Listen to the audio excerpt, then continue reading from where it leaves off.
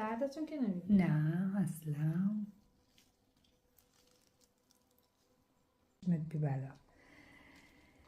خب نازنین جان قربونت برم، شما کلاس نگل دیزاین و فوسفیلگر رو پیش من انجام دادین. میتونم یه فیدبک ازت داشته باشم، نظرتو بگی که شاگردای دیگه بدونن که با چه کسی درس. اولا که خیلی خوشحالم که با شما آشنا شدم مینا جون. خیلی ممنون به خاطر وقت با ارزشی که واقعا میذارین برامون و مرسی به خاطر انرژی خوبتون.